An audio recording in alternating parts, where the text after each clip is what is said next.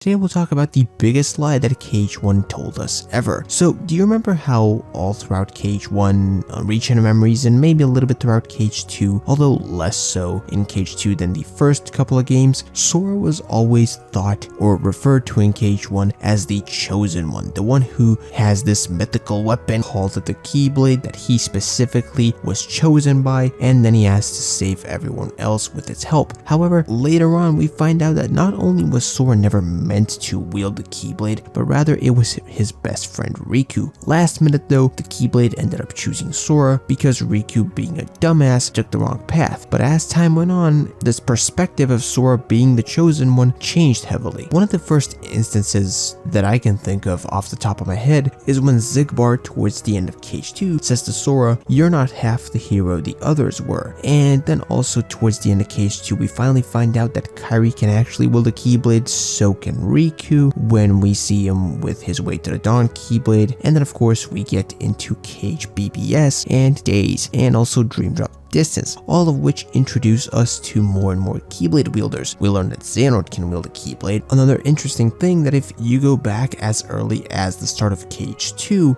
we see this thing where the term master gets replaced with the term wielder, which is a sort of starting hint looking back, which is different when you compare it to KH1 and also Reach Into Memories, where we see Sora constantly referred to as master by characters like Axel, Marluxia, and so on. The moment we find out there were other people that used a Keyblade, the term Keyblade Master was thrown out the window, or not entirely, but mostly, and it was replaced with the term Keyblade Wielder. That is until we get to Kingdom Hearts Birth by Sleep and Dream Drop Distance, which introduces us to the concept of a Keyblade Master and Wielder and that difference. And we do learn that they are indeed not the same thing, which then of course leads us into the concept of the Mark of Mastery exam. The Mark of Mastery exam is an exam that a Keyblade wielder takes in order for it to be determined whether that person is capable of becoming a master. These are people who are usually very strong-willed and are somewhat more grounded mentally, I would say, at least when you look at the people who failed the Mark of Mastery exam and when you look at the people who passed, which I think is a big part where you compared Aqua and Riku, who are masters by this point, and then Terra and Sora, who both failed. Also, it's kind of funny that Sora yet to this day is not even a master. He failed his exam at the same time that Riku passed his, and Riku had to save his ass in order for him to not get possessed. Man, how the tables have turned since KH1, am I right? But yeah, looking back, the whole Keyblade Master thing was turned upside down in a pretty funny way over the last 20 years. We went from Sora being the chosen one, the master of the Keyblade, the only one pretty much, to him not only not being the only dude who can wield a Keyblade, but also be kind of demoted, if that's the right word I can use for this, I don't know, from a master supposed, which he never was, to a simple wielder who has to prove himself still that he is worthy of being a master. Pretty funny thing overall. Actually, I don't know what's funnier, that or the fact that Riku, who started using a Keyblade way later than Sora,